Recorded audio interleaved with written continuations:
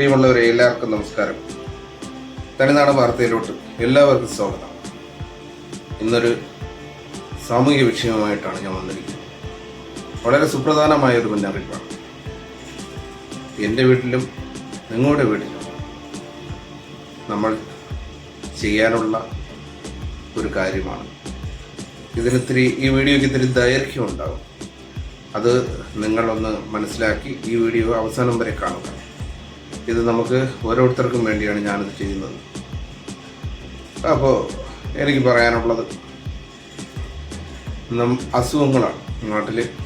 ഇത് കേരളത്തിലെ നമ്മുടെ മലയാളികളെ ആസ്പദമാക്കി മാത്രമാണ് ഞാനിത് പറയുന്നത്. നാട്ടിലെ നമ്മുടെ സിറ്റുവേഷനും അസുഖങ്ങളും അത് മാത്രമാണ് ഞാൻ ഇതിൽ ഉൾപ്പെടുത്തിയിരിക്കുന്നത്. ഓക്കെ, അപ്പോൾ നമ്മുടെ നാട്ടിൽ 180 പേർക്കും ക്യാൻസറിൻ്റെ ആരംഭമുണ്ട് എന്ന് ഞാനല്ല, വിദഗ്ധരാണ് പറയുന്നത്. അതേപോലെ കുഴഞ്ഞു വീട് മരണം, ഹാർട്ട് അറ്റാക്ക്, നിപ്പിന് വീണ് മരിക്കുക, അങ്ങനെയൊക്കെയുള്ള പ്രഷർ, ഷുഗർ, അങ്ങനെയൊക്കെയുള്ള ഒരുപാട് അസുഖങ്ങൾ നമ്മുടെ സ്വന്തം വീട്ടിലില്ലെങ്കിലും അയൽപക്കത്തെങ്കിലും ഒരുപാട് പേര് ഫേസ് ചെയ്യുന്നു. നാളെ ഇത് നമ്മുടെ വീട്ടിലും വരാം. എന്താണ് ഇതിൻ്റെ കാരണമെന്ന് നിങ്ങൾ ആരെങ്കിലും മനസ്സിലാക്കിയിട്ടുണ്ടോ? നാം കഴിക്കുന്ന ഫുഡാണ് ഇതിന് കാരണം. ഒരു മനുഷ്യന് ആവശ്യമായ ഘടകങ്ങൾ എന്ന് പറഞ്ഞാൽ ആഹാരം, വസ്ത്രം, പാർപ്പിടം. ആഹാരത്തിന് മാത്രം നമ്മൾ ഇന്ന് വരെ സമരം ചെയ്തിട്ടില്ല. അപ്പോൾ വിഷയത്തിലോട്ട് വരാം. മറ്റാരും നമുക്ക് വേണ്ടി ശബ്ദിക്കില്ല. ചാനലുകാർ ഒരിക്കലും ശബ്ദിക്കില്ല. അവർ ഭീമമായ കമ്മീഷൻ മേടിച്ച് അവർക്ക് വേണ്ടി പരസ്യം ചെയ്യുന്നുണ്ട്. അധികൃതർ 100 പരാതി ചെല്ലുമ്പോൾ നമ്മളെ കാണിക്കാൻ വേണ്ടി അവർ ഒരു സ്ഥലത്ത് റെയ്ഡ് ചെയ്ത് എന്തെങ്കിലുമൊക്കെ പിടിച്ചുകൊണ്ട് പോയിട്ട് വീണ്ടും വേറൊരു പേരിൽ ആ സ്ഥാപനം പ്രവർത്തിക്കുന്നതായിട്ട് നമുക്ക് കാണാൻ സാധിക്കും. അതേപോലെ ഭരണകൂടം ഈ കമ്പനികളിൽ നിന്നൊക്കെ കൈമടക്ക് മേടിച്ച് നമ്മളെ ഒരുപാട് പറ്റിക്കുന്നുണ്ട്.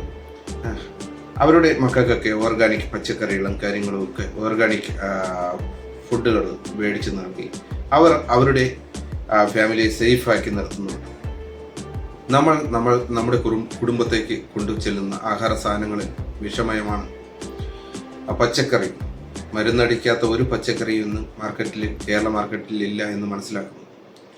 അതേപോലെ പഴങ്ങൾ വളരെ കേടുകൂടാതെ സൂക്ഷിക്കുന്നതിന് വേണ്ടിയിട്ട് മാരകമായ വിഷങ്ങളാണ് തളിക്കുന്നത് പഴങ്ങളിലൊക്കെ.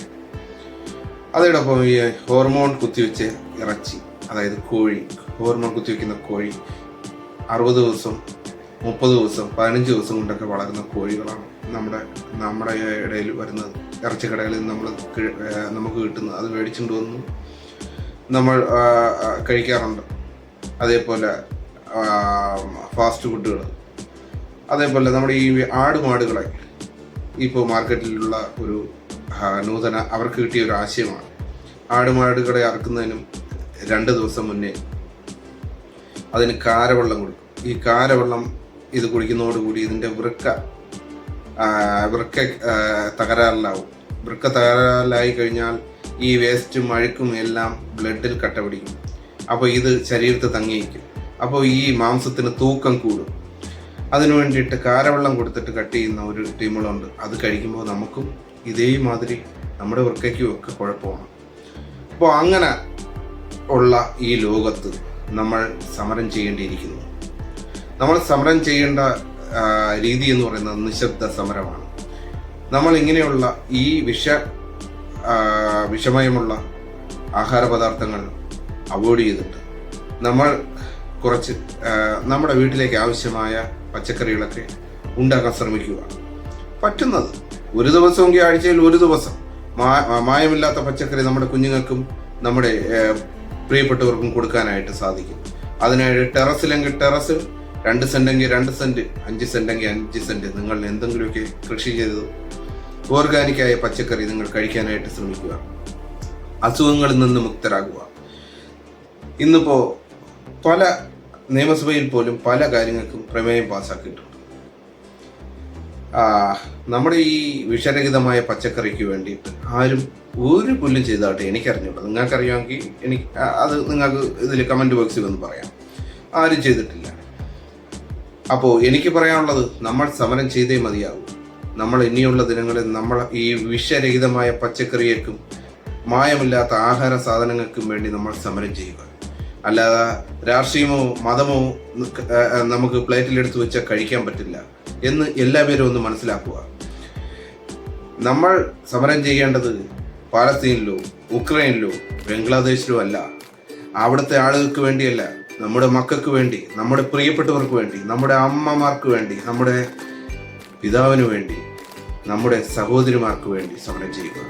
ഓർഗാനിക്കായ പച്ചക്കറികൾ നമുക്ക് തരാനായിട്ട് കേരളത്തിലെ വിഷരഹിതമായ പച്ചക്കറികൾ അധികൃതർ കണ്ടെത്തി അവരെ കയ്യാമം വെക്കുന്നതിന് വേണ്ടി സമരം ചെയ്യുക. അല്ലെങ്കിൽ നമ്മൾ വലിയ വിപത്തിലോട്ട് പോകും. നമ്മളുടെ മക്കളും നമ്മളും എല്ലാം വലിയ വലിയ മാരക രോഗങ്ങൾക്ക് അടിമയാകും. ആരോഗ്യമുണ്ടെങ്കിൽ ഈ ലോകത്ത് നമ്മൾ എന്തും നേടാൻ പറ്റും എന്ന് സ്വയം എല്ലാ ജനങ്ങളും മനസ്സിലാക്കുക. എൻ്റെ ഈ വീഡിയോ നിങ്ങൾക്ക് ഒരു അരോചകമായി തോന്നാം, പക്ഷേ വരാനിരിക്കുന്ന ഒരു വലിയ വിപത്ത്, വന്നുകൊണ്ടിരിക്കുന്ന ഇപ്പോൾ നിലവിലുള്ള ഒരു വിപത്തിനെ കുറിച്ചാണ് ഞാൻ ഈ പറയുന്നത്.